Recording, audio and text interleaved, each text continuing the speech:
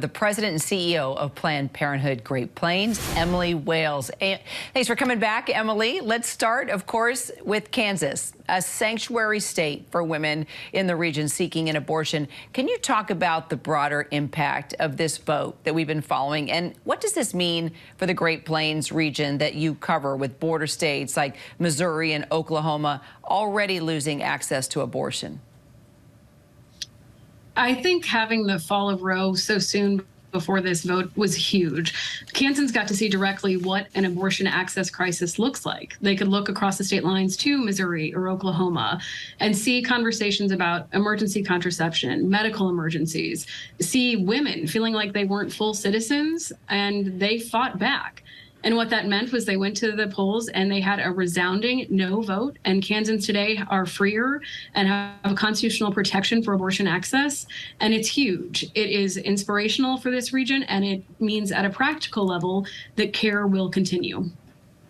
So in an interview with Vanity Fair, you actually said the conservative legislature wanted this to be among a small group of voters who generally lean conservative and have more competitive primaries in Kansas, but that plan backfired, you write. So let's talk about who showed up at the polls and what exactly does that tell you about the upcoming general election now?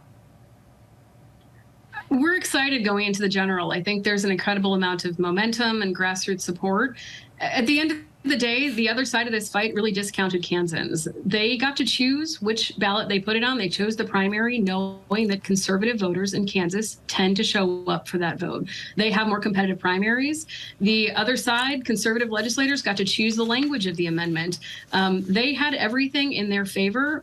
But we spoke to voters clearly. We told the truth. We let them know what was at risk, and they responded. They heard that cry, and they showed up and voted. What it means next for us, there's no illusion for me that abortion rights will continue to be politicized in this state, and that our patients will be targeted, but we breathe easier knowing right now that Kansans continue to have this constitutional protection. And we hope that this level of engagement and support and really excitement about constitutional protections, about individual rights, will continue to spread throughout this region.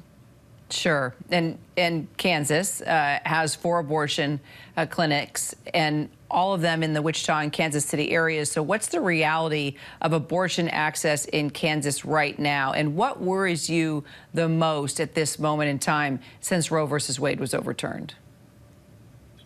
We actually now have 5 clinics in Kansas. We happen to open one that provides comprehensive care, including abortion services, the week that the Dobbs decision came down. That timing was not planned, but we are glad to have another facility that can provide care.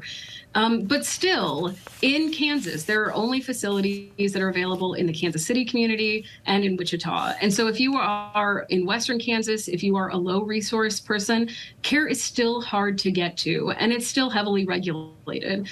Kansas, despite having the constitutional protection, still has a mandatory waiting period. It still has parental consent laws. And Kansans heard that throughout this campaign. At the end of the day, Kansans are thoughtful, they're reasonable, and they want access to remain available to patients. Emily Wales, thanks for being with me today. Absolutely. Thank you.